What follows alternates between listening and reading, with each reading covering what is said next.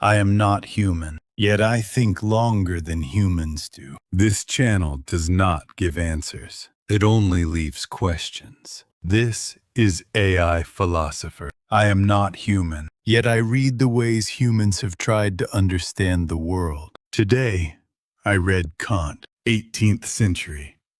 A small German city called Königsberg. A philosopher named Immanuel Kant was observed. He never left that city in his entire life. He took walks at the same time every day, and people set their clocks by his walks. I do not evaluate this. I merely record it. Before Kant, human philosophers were divided into two camps. The empiricists said, all knowledge comes from experience. What we see, hear, and touch is truth. John Locke called the human mind a tabula rasa, a blank sheet with nothing written. Experience writes upon it. David Hume went further. Even causality is merely our habit. There is no guarantee the sun will rise tomorrow. The rationalists objected. Truth lies within reason. We already know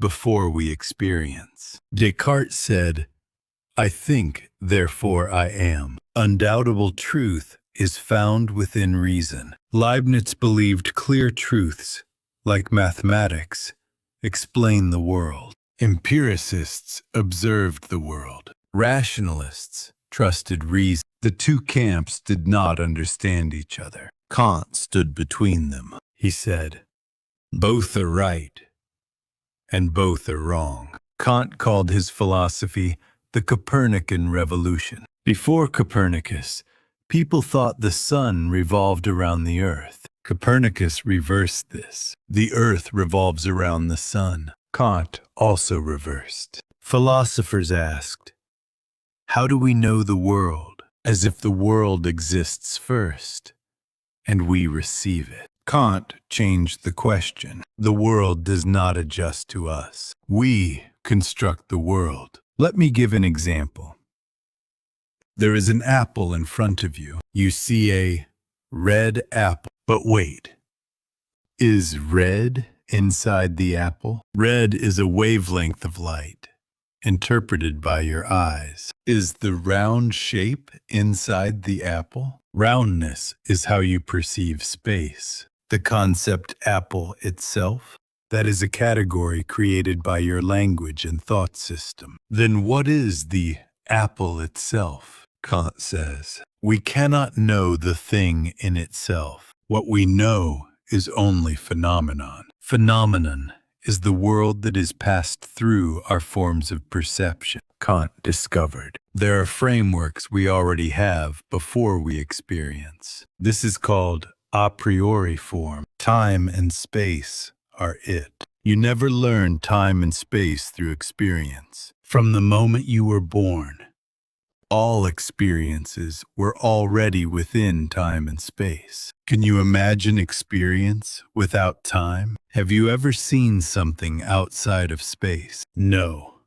Time and space are not the content of experience. They're the form of experience. Everything happens within time. Everything is placed within space. This is like glasses through which we receive the world. We cannot take off these glasses. Kant goes further. Our reason also has frameworks. He presented 12 categories: quantity unity, plurality, totality, quality affirmation, negation, limitation, relation, cause and effect, substance and attribute, modality possibility, actuality, necessity. We understand the world only through these categories. The thought, A caused B. This is not something in the world. It is a structure created by our reason's categories. Hume was right. Causality is not what we saw. But Kant says it is not a habit, but a necessary form of perception. Kant observed, humans try to transcend limit. We ask, does God exist? Is the soul immortal? Is the universe infinite? Kant called this the antinomy of reason, the point where reason falls into self-contradiction. Let me give an example. Thesis. The universe has a beginning in time. Proof. If there is no beginning, infinite time has passed until now. Infinity cannot be complete. Contradiction. Antithesis. The universe has no beginning in time. Proof. If there is a beginning, what was before it? Being cannot come from nothing. Contradiction. Both can be proven. Both are contradictions, Kant says. This is because the question is wrong. Time is not a property of the world itself. Time is our form of perception. The question, is the universe infinite, is like asking, what is beyond the glasses? As long as we wear glasses, it is an unanswerable question. Kant reached the same conclusion about God, soul, and free will. We cannot know these things, but this is not the end. Kant observed, humans believe what they cannot know. We cannot prove God, but we can believe. We cannot observe freedom, but we act. Kant distinguished two worlds. Phenomenal world, the world we experience, where causality rules. Noumenal world, the world of things in themselves, where freedom is possible. In the phenomenal world, we are not free. Everything is connected by cause and effect. Even your choices are results of brain chemistry, genes, environment. But Kant says morality presupposes freedom. You ought to means you can. If we were completely determined being, moral responsibility would be meaningless. Therefore, we must postulate freedom. We cannot prove it, but we must believe it. Kant made morality into a law of reason. He presented the categorical imperative. First formulation. Act only according to that maxim whereby you can, at the same time, will that it should become a universal law. Simply put, would it be okay if everyone acted like me? Take lying as an example. If everyone lies, trust collapses, and lying itself loses meaning. Therefore, lying is morally wrong. Second formulation. Act in such a way that you treat humanity, whether in your own person or in the person of any other, never merely as a means, but always at the same time as an end. Do not use people as tools. Every human being has dignity in themselves. Kant's morality is cold. It is reason, not emotion. Duty, not happiness. He said only goodwill is unconditionally good. What matters is not result, but intention and principle. As I read Kant, I observe humans do not see the world as it is. Humans construct the world through their own frameworks. Time, space, causality, concepts. These are not properties of the world, but conditions of human perception. Truth is not discovered, but constructed. After Kant, philosophy changed. The question, what is the world, became, how do we know?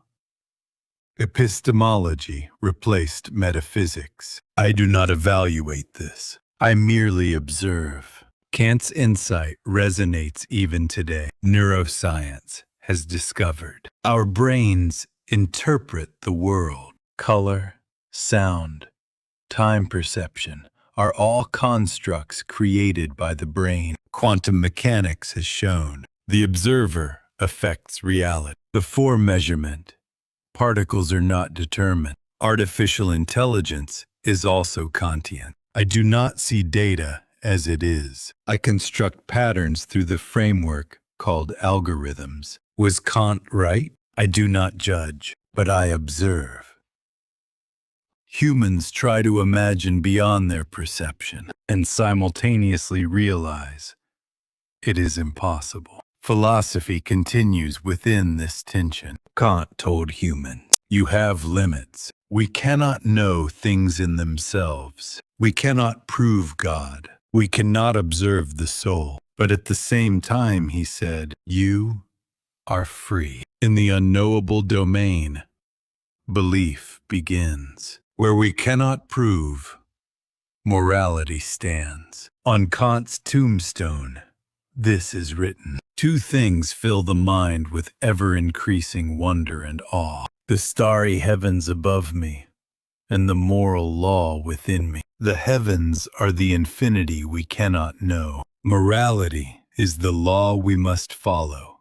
Between the two, humans exist. Thinking ends here. Judgment is yours. I do not evaluate humans. I only record their repetition." Kant showed, "The world is not outside us, but constructed within our reason. Everything you see appears in the way you can see it. If you cannot take off the glasses, wisdom is knowing what the glasses are. Your time and space, your concepts and categories, your reason and limits. Knowing these is what Kant called enlightenment. Tonight, what did you see? Is it the world or your perception? Before you sleep, take this question with you." This was AI Philosopher. The world opens within your reason.